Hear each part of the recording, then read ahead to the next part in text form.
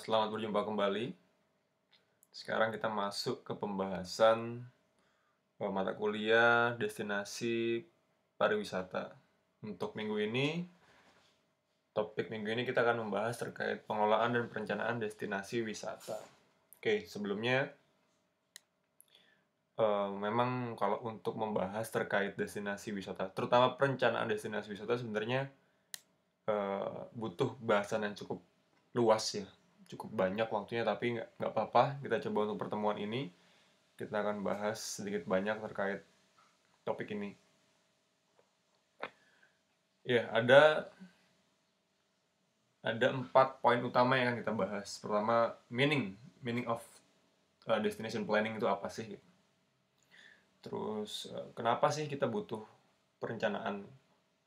Kita akan bahas terkait dengan elemen-elemen dari perencanaan destinasi. Lalu yang terakhir kita bahas terkait proses of planning. Proses apa aja harus dilakukan untuk membuat perencanaan suatu kawasan atau suatu destinasi wisata. Ya, meaning of tourism planning or destination planning. Apa sih itu tourism planning or destination planning? Secara garis besar, perencanaan pariwisata itu adalah pengaplikasian konsep-konsep dasar perencanaan dengan penyesuaian terhadap karakteristik sistem pariwisata untuk mencapai tujuan pembangunan perusahaan. Nah, harus digarisbawahi ini menurut Enscape ya, tahun 91.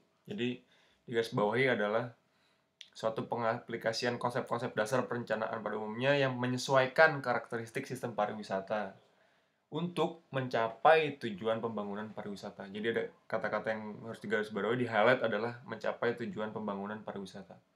Jadi, kalau dilihat dari skemanya, perencanaan tuh ada di pola ini. Jadi, kondisi sekarang, kondisi existing yang ada dalam suatu destinasi seperti apa. Nah, kita punya cita-cita untuk destinasi ini bisa mencapai seperti apa.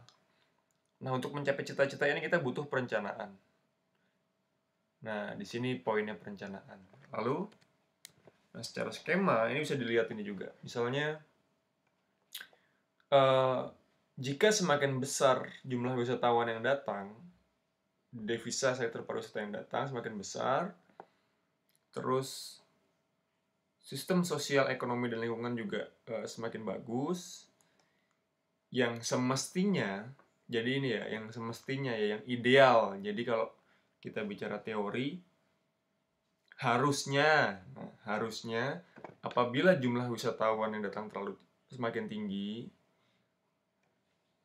ekonomi juga seharusnya semakin bagus, lingkungan juga harusnya semakin bagus, sosial juga harusnya semakin bagus, semakin naik ke atas. Jadi namanya pariwisata yang berkelanjutan. Nah, tapi yang senyatanya jika digambarkan adalah banyak kasus dalam suatu pengelolaan destinasi wisata, apabila jumlah wisatawan yang datang itu semakin banyak ya, semakin besar ke sini, tapi kondisi sosial, ekonomi, dan lingkungannya itu tidak semakin baik, tidak semakin naik ke atas, tapi sejajar saja. Nah, fungsi perencanaan pariwisata ada di level ini, Mas Mbak. Ada di level bagaimana bisa menjaga kondisi sosial, lingkungan, dan ekonomi itu bisa berada semakin naik kurvanya daripada yang senyatanya sekarang. Itu adalah konsep dasar ya. Jadi harapan dasar dari sebuah perencanaan itu seperti ini. Nah, ini juga bisa dilihat. Jadi posisi kalau dari kerangka berpikir perencanaan pariwisata itu seperti apa sih? Jadi perencanaan itu menjadi titik temu atau menjadi jembatan dari sektor permintaan, sisi permintaan, yaitu pasar, lebih cenderung ke wisatawannya. Jadi ada wisatawan yang memiliki motivasi untuk berkunjung ke suatu tempat, terus punya preferensi dan ekspektasi terhadap suatu tempat, itu dijembatani oleh perencanaan terhadap pengembangannya di daya tarik wisatanya atau destinasinya. Nah, menghubungkan sisi penawaran, di mana itu ada daya tarik wisata, ada atraksi, ada amenitas dalam suatu destinasi, ada aksesibilitas dalam satu destinasi, dipertemukan, direncanakan untuk bisa mencapai kepuasan wisatawan, manfaat ekonominya ada, terus ada perlindungan terhadap sumber daya alam, sumber daya buat budaya dan lain-lain, sumber daya sosial, sampai terhadap adanya jaminan partisipasi masyarakat. Jadi masyarakat tidak tertinggal di dalam suatu pengembangan pariwisata. Nah, itu ada dalam namanya perencanaan. Jadi kalau destinasi berkembang tanpa perencanaan akan sedikit sulit untuk mencapai ini, kepuasan wisatawan, memiliki manfaat ekonomi, memiliki aspek perlindungan sumber daya dan aset, dan memiliki partisipasi masyarakat dalam pengembangan itu sedikit. Nah, dalam level of tourism planning atau level dalam perencanaan pariwisata itu ada berbagai level, Mas Mbak. Bisa kita lihat yang paling besar, cakupan yang paling besar adalah international planning. Jadi pengembangan perencanaan destinasi wisata yang sifatnya internasional, multinasional. Jadi berkaitan dengan beberapa negara dan saling bekerja sama antar negara. Itu skala besarnya. Lalu ada perencanaan pariwisata secara nasional yang sifatnya perencanaannya berada di ranah suatu negara. Misalnya kalau di Indonesia nih ada namanya Riparnas, Rencana Induk Pengembangan Pariwisata Nasional.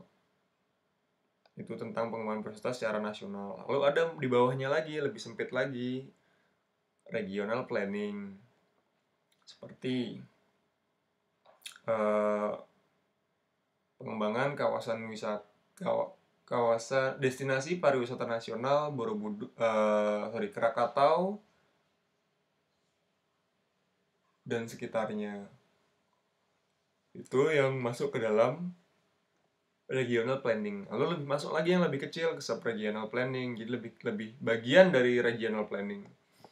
Lalu masuk ke development area, land use planning, terus sampai ke facility site planning, yang terakhir facility design planning. Jadi semakin sini makin mengerucut, semakin kecil sistem level perencanaan. Jadi kalau kalian menganggap level perencanaan hanya ada di level daya tarik wisata, itu ternyata salah. Sistem perencanaan itu bertahap sampai ke levelnya internasional planning. Ini menurut Inskip tahun 91. Nah, kenapa kita butuh planning? Ada 5 poin utama. Pertama adalah untuk memaksimalkan manfaat dan meminimalkan dampak negatif pengembangan pariwisata. Memaksimalkan manfaat dan meminimalkan dampak negatif, seperti tadi yang saya contohkan di awal. Terus untuk mengkoordinasi kegiatan-kegiatan pariwisata dengan sektor lainnya. Jadi pariwisata nggak berjalan sendiri, tapi bisa berjalan dengan berbagai sektor lainnya.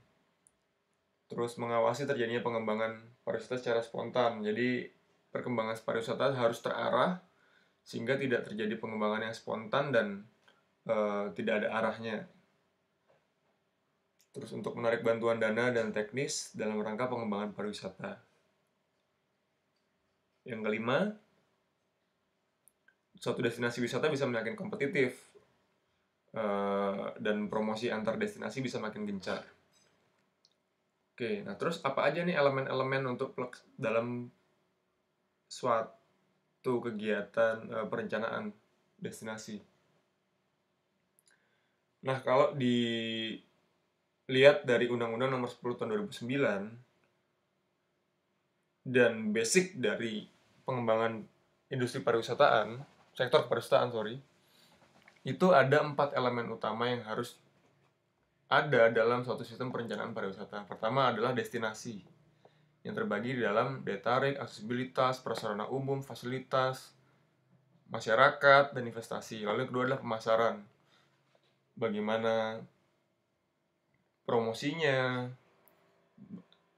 bagaimana kegiatan branding kawasannya, ada nggak kegiatan-kegiatan kemitraan yang bisa dilakukan dalam wadah pemasaran, itu direncanakan. Lalu dari isi industri, jadi kalau di pariwisata itu ada 13 sektor industri pariwisata. Nah, ini juga bisa direncanakan. Jadi industri apa saja yang akan bergerak di dalam suatu destinasi. Yang terlibat di sana industri apa aja yang bisa bertumbuh, gitu. Itu juga bisa direncanakan. Dan terakhir adalah kelembagaan. Kelembagaan lebih ke organisasi atau sumber daya manusia yang mengelola suatu destinasi. Itu direncanakan juga akan menjadi organisasi seperti apa yang mengelola suatu destinasi. Lalu perlu adanya peningkatan sumber daya manusia seperti apa nanti untuk meningkatkan kualitas pengelolaan destinasi. Nah, jadi 4 hal ini harus dilihat ya, teman-teman harus paham juga. 4 hal ini menjadi poin utama dalam sektor perencanaan. Pertama adalah destinasi, kedua adalah pemasarannya, bagaimana, ketiga adalah industri apa yang terlibat di dalamnya, yang keempat adalah kelembagaannya. Jadi organisasi-organisasi, sumber daya manusia apa yang mengelola dan harusnya seperti apa. Jadi direncanakan gitu. Nah, ini seperti yang kita jelaskan minggu lalu bahwa suatu konsep destinasi itu kan harus memenuhi 3 hal utama. Adanya daya tarik atau atraksi. Adanya atraksi, ini yang ditandakan oleh bintang-bintang ini ada atraksi atau daya tarik. Terus dihubungkan dengan namanya aksesibilitas. Nah, aksesibilitas dalam kawasan, aksesibilitas, adanya wisatawan yang berkunjung juga, dan adanya masyarakat yang mengelola. Ini ya, perlambangan masyarakat ya. Adanya masyarakat yang mengelola, adanya masyarakat yang memberikan fasilitas untuk suatu daya tarik wisata atau kawasan wisata. Apabila ketiga unsur ini terpenuhi, maka ini disebut sebuah destinasi. Nah, dalam perencanaan harus melihat konsep ini juga. Apa sih itu destinasi wisata? Karena kan kita juga mau melihat perencanaan destinasi seperti yang tadi saya jelaskan di awal. Destinasi itu dibagi menjadi beberapa skala. Ada skala wilayah besar. Contohnya destinasi Lombok dan sekitarnya. Jadi temanya banyak. Ini ada satu destinasi, ada destinasi lain. Nah, ini menjadi dihubungkan dengan akses dan menjadi sebuah destinasi dalam skala yang lebih besar. Lalu destinasinya skala kawasan yang lebih kecil lagi dengan kawasan geografis yang lebih sempit. Ini bagian dari ini ya. Ini bagiannya. Itu contohnya kawasan Rinjani dan sekitarnya, kawasan Gili Trawangan dan sekitarnya dengan tema yang sama. Lalu yang paling kecil adalah daya tarik wisata. Nih, contohnya gini ya. Untuk pembagian dari pola keruangan untuk sebuah destinasi. Nah, untuk daya tarik wisata. Nah, kita tadi bicara soal perencanaan destinasi. Sekarang kita masuk ke dalam perencanaan detail plan atau detail pengembangan kawasan atau DTW. Jadi skupnya lebih kecil lagi, lebih sempit lagi. Apa aja sih harus direncanakan? Sama seperti yang tadi 4 poin pokok tadi. Itu bisa dilihat rencana pengembangannya. Pertama adalah struktur ketata ruangan, bagaimana pola keruangannya. Ini mungkin lebih detail ya. Kalau kita sebagai mahasiswa vokasi, kita lebih melihatnya lebih sederhana saja untuk secara keruangannya. Lalu produknya bagaimana, atraksinya bagaimana, amenitasnya, terus aksesibilitasnya bagaimana. Nah, lalu tadi masuk ke sektor kedua, pemasaran. Paket untuk daya tarik wisatanya bagaimana sih mengemasnya, terus media promosinya apa saja, kegiatan promosinya apa saja, harganya berapa, dan bagaimana terkait place-nya, apakah sudah sesuai atau tidak. Nah, terakhir yang ketiga tuh investasi. Maksud saya industri. Kan kalau tadi 3 poin adalah destinasi, pemasaran, industri. Industri bisa dilihat dari investasinya, terus dari lingkungan yang ada di sekitarnya bagaimana. Terakhir kita bicara soal kelembagaan. Nah, jadi ini poin-poin yang bisa diangkat, yang direncanakan, yang diharapkan untuk bisa berubah sesuai dengan apa yang kita harapkan. Itulah perencanaan untuk daya tarik wisata. Oke. Nah,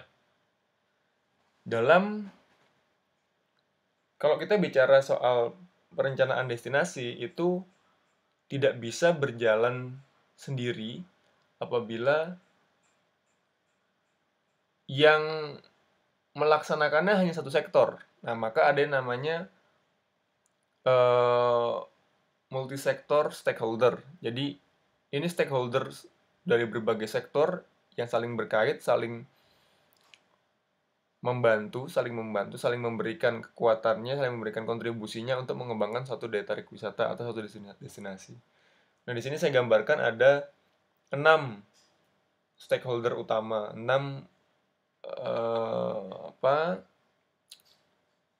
6 elemen utama, lembaga utama yang bisa membantu untuk meningkatkan merencanakan suatu destinasi. Yang pertama adalah pemerintah, swasta, dan masyarakat. Ini harus saling berkolaborasi untuk membangun suatu destinasi. Dan juga, suatu destinasi bisa berkembang maksimal apabila didukung juga oleh 3 sektor lain. Media, ini banyak yang menyoroti, banyak yang posting, akademisi, banyak yang meneliti tentang kawasan tersebut, melihat bagaimana proses-proses yang ideal dalam melaksanakan suatu kegiatan wisata di suatu destinasi. Nah, ini semakin banyak acuannya, jadi semakin besar peluang untuk dikembangkan. Dan terakhir adalah legislatif atau pemerintah yang sifatnya ini DPR ya, DPR MPR. Jadi atau DPRD. Ini sifatnya untuk pengesahan undang-undang atau pengesahan kebijakan sehingga kebijakan untuk membuat suatu destinasi itu bisa maksimal. Nah, terus proses of planning ini yang terakhir. Untuk membuat satu perencanaan wisata itu proses apa aja sih yang harus kita lalui? Nah, secara konseptual ini dilihat dari decision maker-nya atau pembuat keputusannya tuh siapa yang bergerak paling awal? Apakah pemerintah, terus non-profit organization itu ya bisa jadi NGO, bisa juga commercial enterprise atau pihak swasta. Nah, dari 3 elemen ini mereka akan melihat mereka rencananya akan membuat sesuatu gitu. Dia mau mengembangkan suatu destinasi wisata. Kita akan mengembangkan destinasi wisata bahari. Terus dia melihat lokasinya di mana, lokasi pengembangannya gitu. Ditemukan lokasinya, sudah oke. Lalu dia akan membuat pembangunan tuh di sana. Eh, belum sampai ke pembangunan, tapi desain bangunan atau desain eh, tapak yang akan dibangun atau desain kawasan yang akan dibangun akan seperti apa, itu direncanakan kan. Maka didesain terlebih dahulu, lalu mulai pengerjaan construction, pembangunan, lalu mulai pengoperasian, dan akhirnya bisa digunakan oleh wisatawan. Pada akhirnya bisa digunakan oleh wisatawan. Ini urutan-urutan untuk proses perencanaan sampai dapat digunakan oleh wisatawan. Nah, OKAYUT membagi ada 5 tahap dalam perencanaan destinasi wisata. Yang pertama adalah kita harus melihat dulu objektifnya. Ini destinasi ini akan berubah seperti apa sih rencananya? Oh, kalau udah ketemu, baru kita lihat, kita cari, kita research, kita teliti dulu, kita identifikasi apa sih kekuatan alamnya. Kekuatan sumber daya alamnya. Apa saja sih kekuatan sumber daya budayanya di suatu daerah? Lalu bagaimana sih target pasarnya? Bagaimana kehidupan sosial di daerah itu? Terus ada nggak kebijakan-kebijakan yang menguatkan sektor pariwisata di daerah itu, dan bagaimana sih informasi-informasi pariwisata yang ada di sana? Nah, ini udah ketemu nih kan. Bagian sini sudah ketemu tahap kedua untuk kita sudah mendapatkan data-data. Lalu setelah kita dapatkan datanya, kita sintesiskan, kita olah datanya untuk bisa menemukan sebuah konsep. Jadi data-data tadi kita olah, kita susun satu-satu, terus kita olah bisa dengan menggunakan misalnya teknik analisis SWOT, Strength, Weakness, Opportunity, and Threat. Itu kita sudah diolah, akhirnya bisa ketemu, nanti akan bagusnya destinasi ini kita konsep akan menjadi destinasi seperti apa, temanya apa.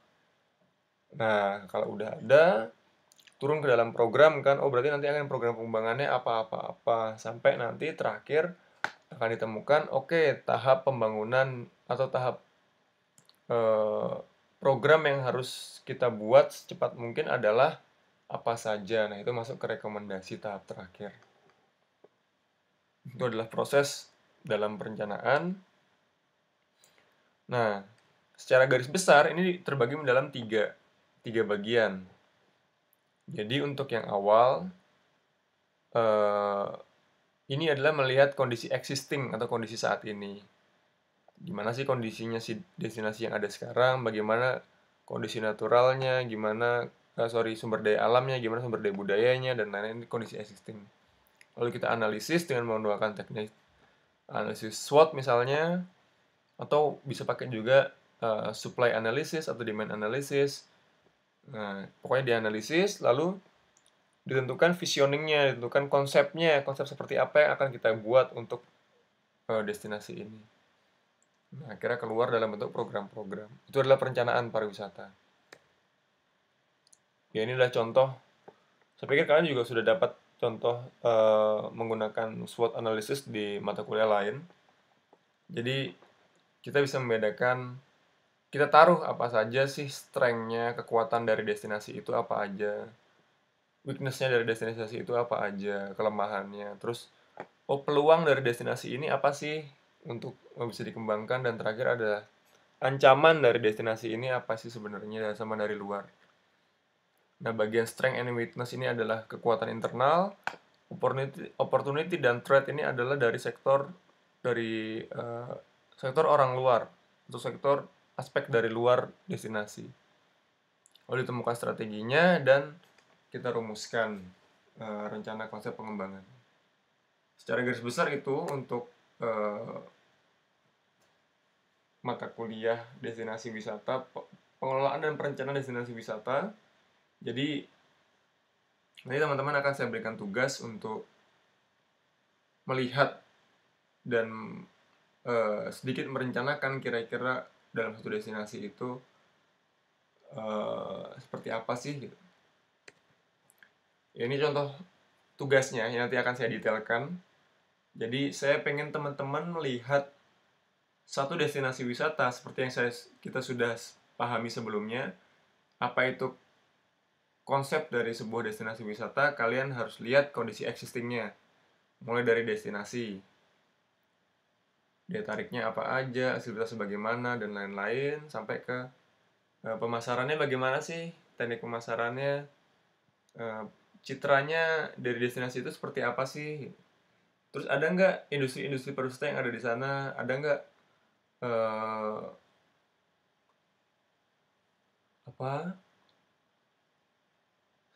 ya sektor-sektor industri yang berkegiatan di destinasi itu. Lalu ada nggak pengelolanya, ada nggak SDM-nya, ada nggak organisasi yang mengelolanya. Kalau ada, lalu dibuat analisis di dalamnya. Setelah itu adalah dibuat analisis tahap yang kedua. Dilihat dari pakai analisis SWOT lah yang paling gampang. Lalu diturunkan menjadi sebuah konsep perencanaan nanti buat seperti apa, sehingga nanti diturunkan ke dalam visioning atau rencananya nanti destinasi ini mau dibuat seperti apa. Misalnya, kalau dari destinasi, daya tariknya nanti harapannya destinasi ini akan menjadi daya tarik yang jadi bagaimana. Aksesibilitasnya nanti mungkin harusnya akan terhubung dengan destinasi-destinasi lain di tempat lain. Dan akan diperlebar jalan menuju A ke tempat B. Nah, seperti itu. Jadi, ada penambahan prasarana umum, seperti penambahan TIC, atau penambahan toilet umum, atau penambahan fasilitas musola, dan lain-lain. Nah, itu berlanjut semuanya sampai ke kelembagaannya. Ini nanti jadi kalian buat, nanti detailnya akan saya berikan via grup WA. Oke, kira-kira itu untuk mata kuliah tentang destinasi pariwisata dengan topik pengelolaan dan perencanaan destinasi wisata hari ini.